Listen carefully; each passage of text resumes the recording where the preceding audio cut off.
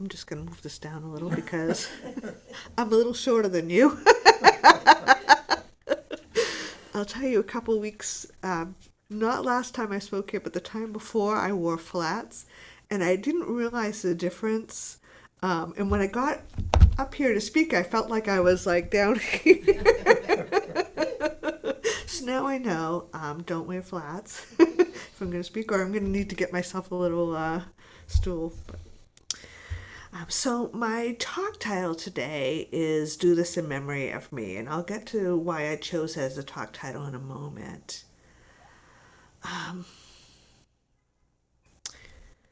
I believe that a significant and integral part of our journey is about the people that we meet along the way. Both the lives that we touch and those whose lives have touched ours. And several years ago, and it was funny that it came up this morning, several years ago, when I was out at Unity Village taking my first set of intensive classes. Those are the classes that, once you finished your spiritual enrichment education classes and get accepted into the LUT program, that's that first leg of the journey, is to do the intensives. And the group that I started with really bonded right away, and we called ourselves the family. And we had our own Facebook group, and we really stayed connected for quite a while after that. And on one of our check-ins, my friend, now Reverend Christine Garza, was doing an intern. She had been accepted into the urban school, and she was doing her interim at Unity of the North Shore in Chicago, and she was very excited because she was about to lead a service on Dia de los Muertos, and she invited us all to tune in, to watch her and support her through that process.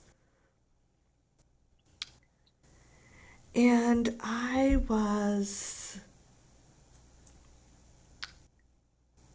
just intrigued by the idea of Dia de los Muertos and the ability to celebrate the ongoing journey of those who have been a part of our lives, that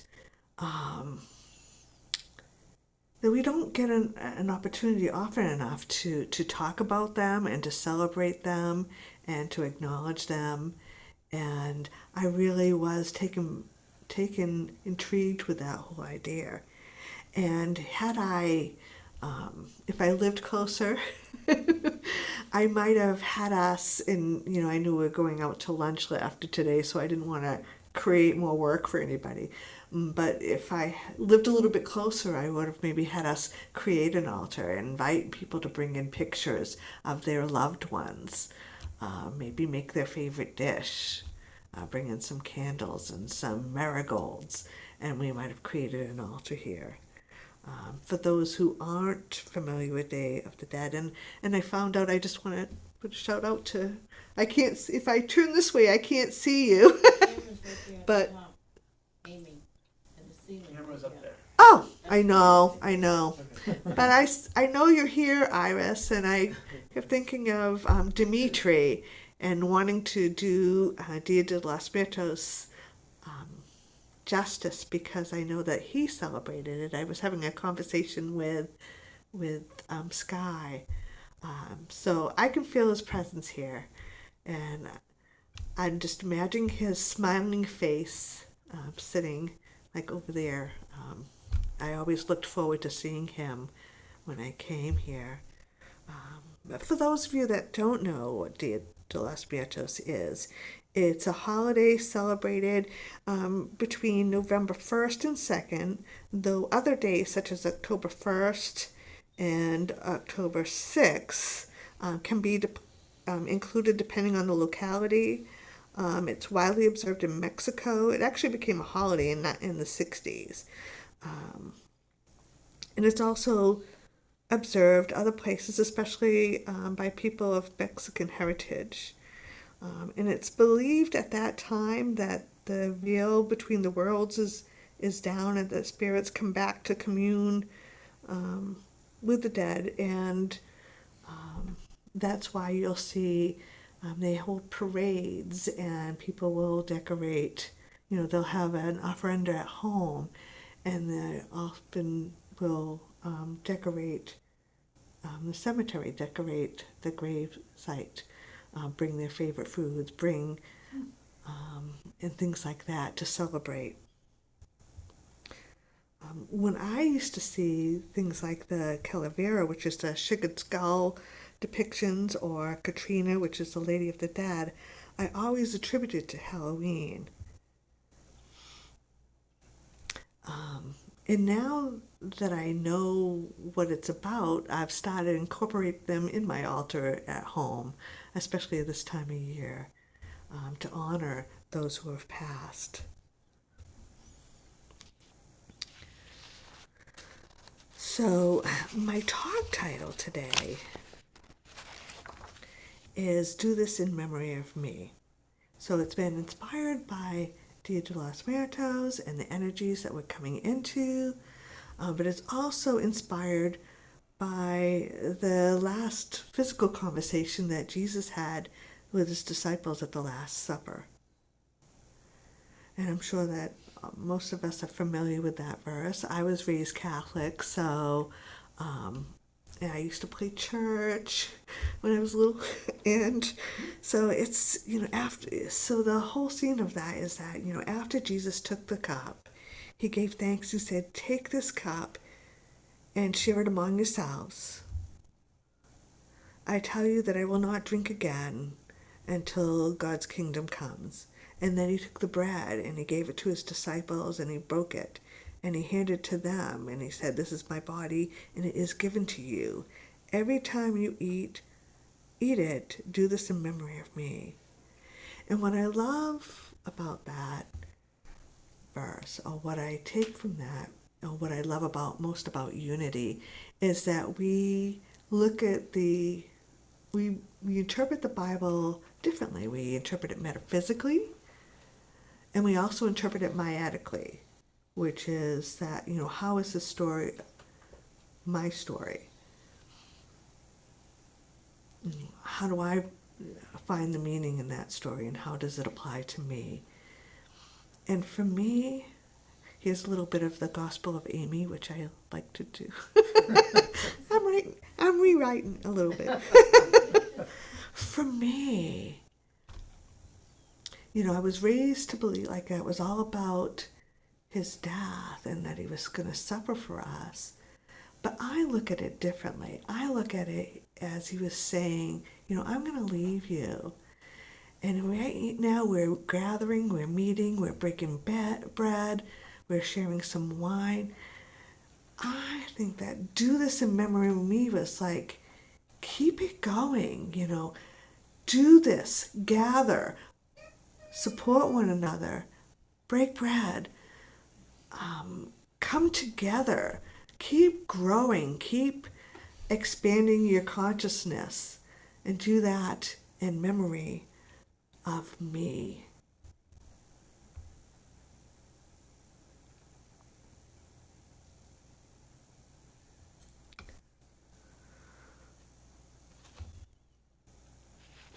So I chose that because I think that, we're still talking about Jesus all this many years later, right? And his greatest commandment was to love one another as I have loved you. So I can imagine him sitting there with his disciples and saying, do this in memory of me, and love each other as I have loved you. That is what we're here to do and be. We're here to love one another and to support one another. So why did I think this was worth talking about? I think that love is our greatest honor and our greatest privilege and our everlasting legacy. You have touched somebody's life because of the way that somebody touched yours. And a sweet ripple effect is created that allows you to touch people that you have never even met. I mean, like I said, we're still talking about Jesus, still allowing his teachings to guide us and support our journey. So let me give you an example based on the physical plane. Right?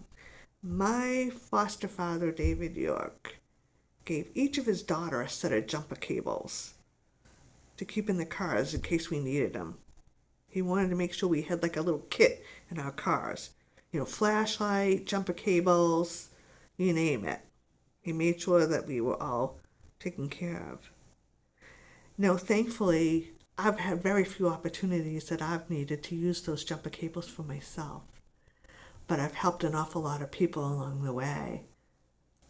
And that's just an example, a physical example of how he's reaching out and touching people he's never even met. And we will also. Because Jesus said, I have done these things and you will do even greater things.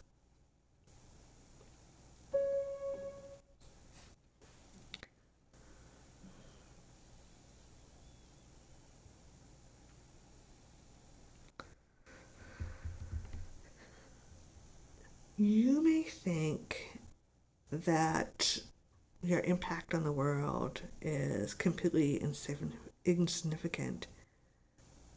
But I saw this, and I've seen it often, that with somebody who drinks coffee from their favorite cup that you gave them, someone heard a song on a radio that reminded them of you, someone read a book that you recommended and plunged headfirst into it, someone smiled after a hard day's work because they remembered a joke that you told them today, and someone loves themselves a little bit more because you gave them a compliment. Never think that you have no influence whatsoever. Your trace, which you leave behind with every good deed, cannot be erased.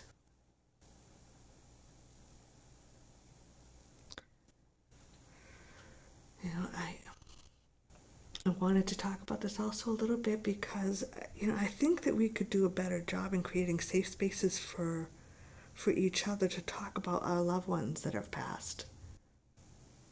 And it can be a loved one, it can be a loved animal as well, because we grieve our animals as much as we grieve our people sometimes. Sometimes actually maybe a little more because of that unconditional love that they give. There doesn't seem to be a lot of drama around an animal usually. No hard feelings to get over or anything like that. With an animal. But, like I said, it's like,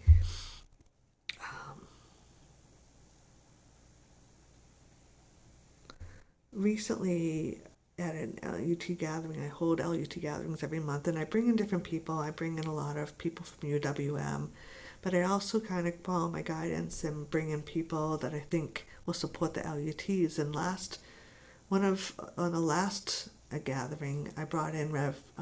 Therese Donlin Lee, and she works with grief recovery.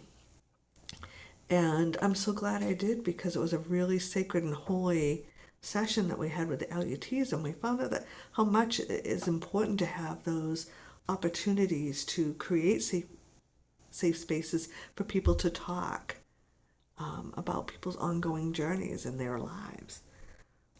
There is a writer and a podcaster by the name of Nora McGarney. And if you've never seen her TED Talks, I recommend it, because she talks about her journey of grief and loss. In a span of 3 months, she miscarried and lost a child.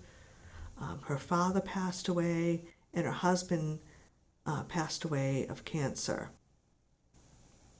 She said, "Yeah, I'm a lot of fun."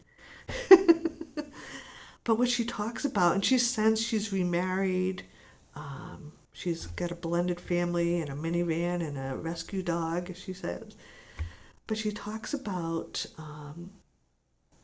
she has moved forward and not moved on, that her loved one is very much still a part of her life.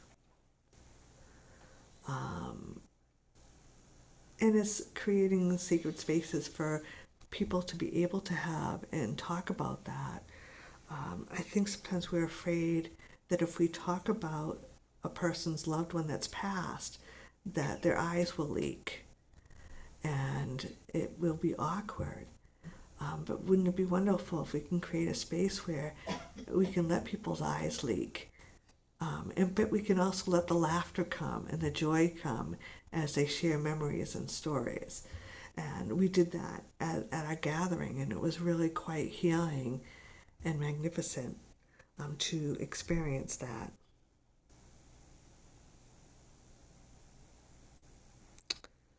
So how do you want to be remembered? What type of legacy are you creating?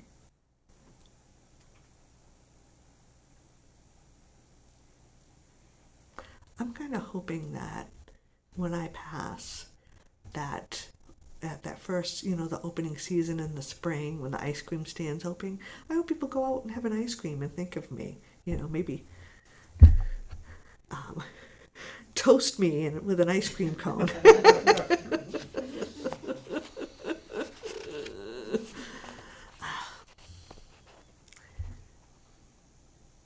Hopefully, what I hope is that people will feel that I am a person of increase, that I've made their life a little bit better by being in their lives.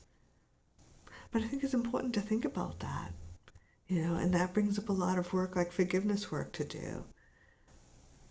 Some of those petty little things that we hold on to, that if today is our last day here, like would we be holding on to them, or would we be letting them go? So how do we navigate this, and how do we do this? One thing, like if you want to remember your loved ones that have passed, like I said, Dia de los Muertos is a wonderful time to do that. I have an altar that's got pictures of my loved ones on it that I keep up year round. But it's a wonderful time of year to create an ofrenda. What I like about the ofrenda is that it celebrates also all of the different the elements, water, drinks like tequila, fire with candles. The air is like the papal piccata, and earth is food. Have flowers like marigolds around, or even your loved one's favorite kind of flower.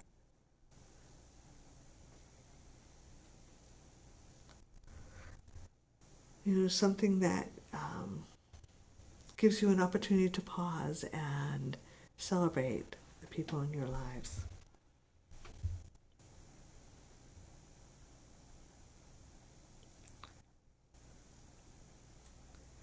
I came across this quote, and it said, we may not be the ones that change the world. We might not belong to the few that put a ding in the universe. We might not be something the whole world would celebrate.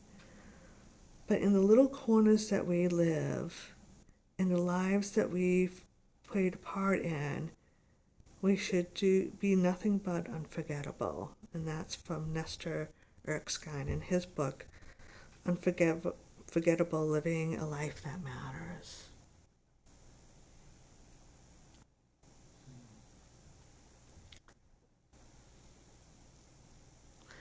So ask yourself, what would you do? If Jesus was with you today and asking you, do this in memory of me. We might be easy to forgive. We might love one another a little better. Create a space for people with all different backgrounds and beliefs to be able to come together and love for one another.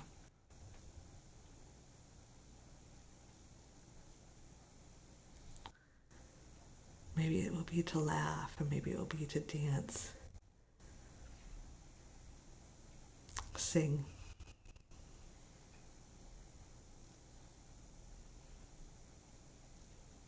My hope is that you will find a way to celebrate the people in your life, whether they are on this plane or if they've passed over, that you will know that you are deeply loved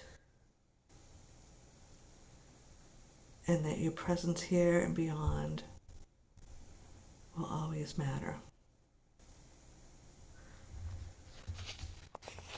Namaste.